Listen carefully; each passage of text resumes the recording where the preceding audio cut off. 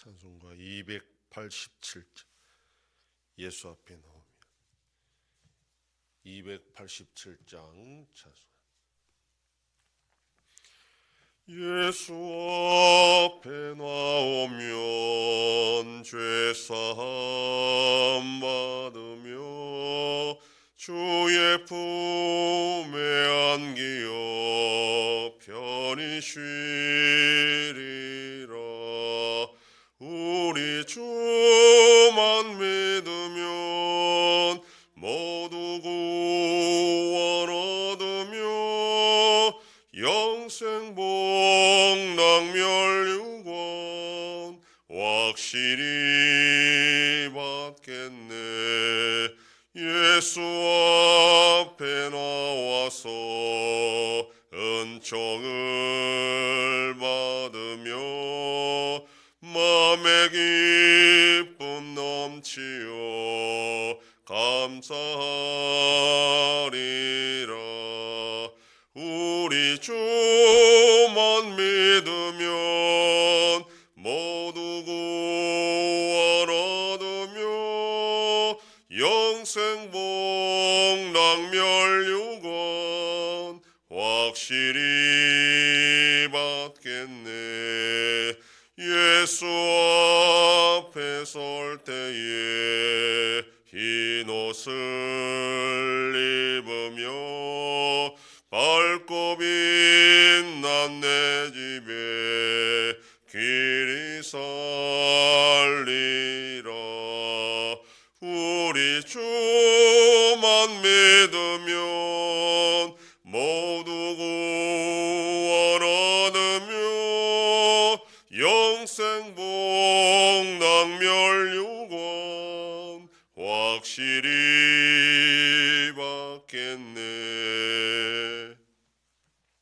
전능하사 천지를 만드신 하나님 아버지를 내가 믿사오며 그 외아들 우리 주 예수 그리스도를 믿사오니 이는 성령으로 잉태하사 동정녀 마리아에게 나시고 본디오 빌라도에게 고난을 받으사 십자가에 못 박혀 죽으시고 장사한 지 사흘 만에 죽은 자 가운데서 다시 살아나시며 하늘에 오르사 전능하신 하나님 우편에 앉아 계시다가 저리로서 산자와 죽은 자를 심판하러 오시리라.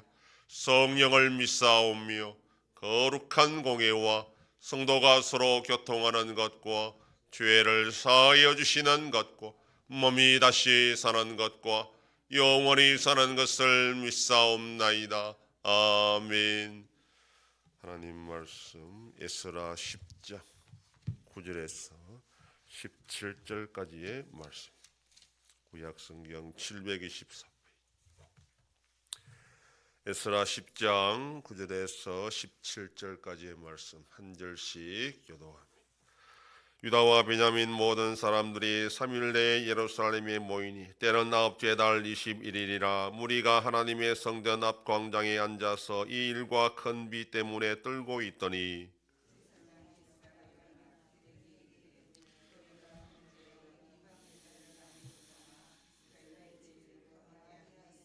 이제 너희 조상들의 하나님 앞에서 제어를 자복하고 그의 뜻대로 행하여 그 지방 사람들과 이방 여인을 끊어버리라 하니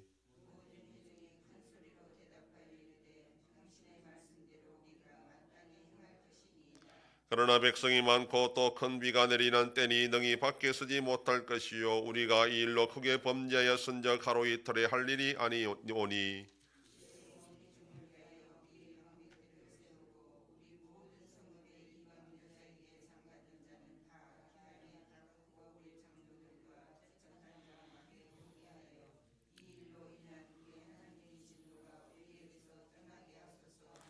오직 아사엘의 아들 요나단과 디과의 아들 야스야가 일어나 그 일을 반대하고 무술람과 레위 사람 사부대가 그들을 돕더라.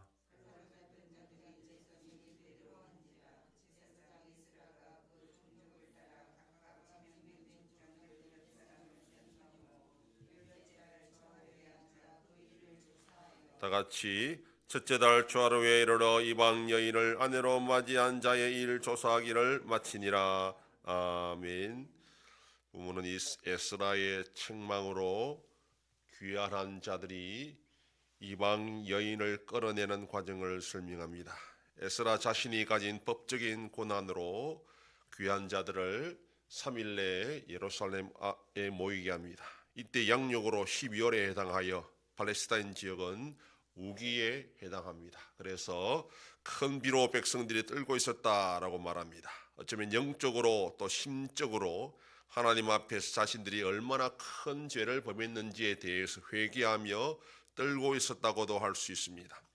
에스라는 모인 백성들에게 이방 여인을 끊어내라 그렇게 말합니다. 이에 백성들은 원론적으로 여기에 순종할 것을 다짐하면서도 사안의 중대성과 복잡성 때문에 이 일을 여러 방백들을 세워 각 고을의 장로들과 재판장들과 협력하여 이를 체계적으로 처리하자 이렇게 제안을 합니다.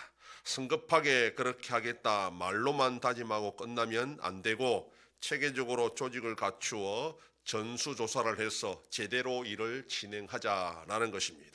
당장에는 분위기 때문에 그렇게 하겠다 맹세했지만 막상 돌아가면 생각이 바뀔 수 있고 그렇게 되면 개혁은 허지부지 되기 때문입니다. 그런데 15절에서 반대하는 자들이 있었다라고 말합니다. 이들의 반대가 개혁 자체에 대한 반대인지 아니면 조직을 갖추고 체계적으로 개혁하자는 것에 대한 반대인지 명확하지 않습니다. 그들을 돕는 자로 나오는 이 머술람이라 하는 이 사람은 앞에 8장 16절에서 에스라를 도와 레위인을 찾는 일에 나선 사람으로 나옵니다. 또 레위 사람 삽부대는 느헤미야 8장 17절에서 에스라가 율법을 선포할 때에 돕는 레위인으로 등장합니다. 따라서 이들의 반대는 개혁 자체에 대한 반대가 아니라 개혁을 늦추지 말고 즉각적으로 실행하자라는 그런 뜻에서 반대하는 것으로 이해해야 합니다. 방백을 세워 조직을 갖추고 지방 장로들과 재판장의 도움으로 조사를 마치니 석 달이 걸렸습니다.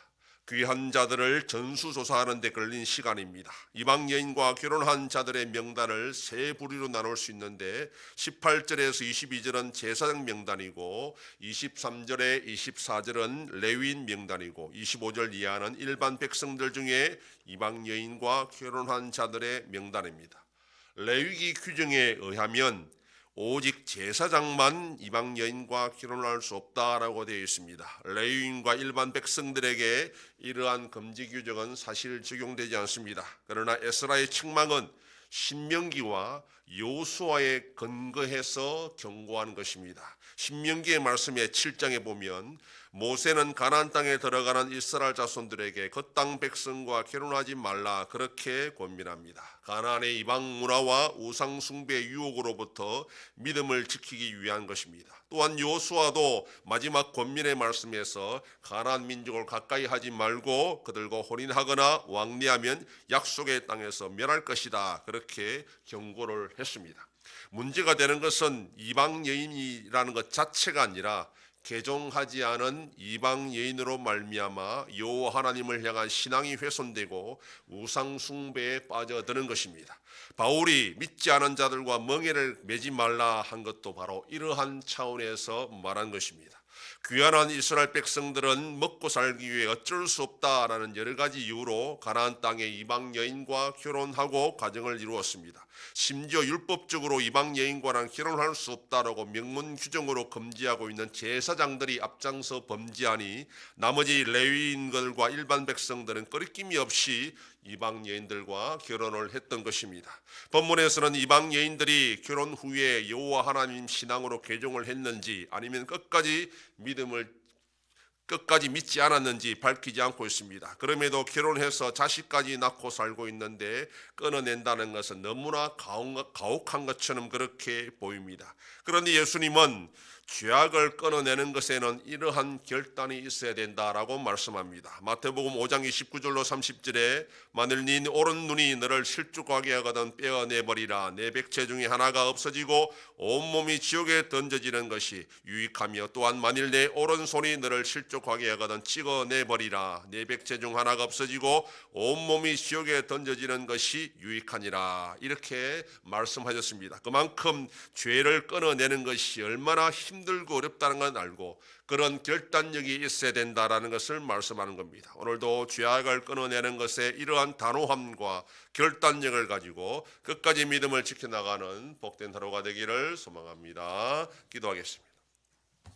하나님 아버지 감사합니다. 지난밤도 지켜주시고 또 이 새벽을 깨우며 주님 앞에 나와 기도하고 오늘 하루도 살아가게 하시니 감사합니다. 귀한 이스라엘 자손들이 이방 여인을 끌어내는 그런 단호함처럼 오늘 우리의 삶 가운데에 죄악을 끌어내는 데 각오와 단호함으로 하나님을 향한 올바른 신앙을 끝까지 지켜나가 주의 복으로 충만케 하여 주시옵소서. 아버지 하나님이 나라 대한민국과 함께 하셔서 은혜와 긍휼을 베풀어 주심으로 주의 복을 받는 복된 나라가 되게 하여 주시옵소서. 우리 안송교회가 주님의 교회로 세워짐으로 하나님 아버지께 영광 돌리는 교회가 되게 하여 주시옵소서. 성도의 가정과 생업에 복을 주심으로 감사가 넘치는 가정이 되게 하여 주시옵소서. 자녀들의 삶 가운데도 함께 해주시고 어린 생명들을 지켜주시옵소서. 연로하신 어르신들 붙잡아 주시며 병중에 있는 성도들을 불쌍히 여기사 치료하여 주시고 회복시켜 주시옵소서. 특별히 조영자 권사님의 친정 어머니와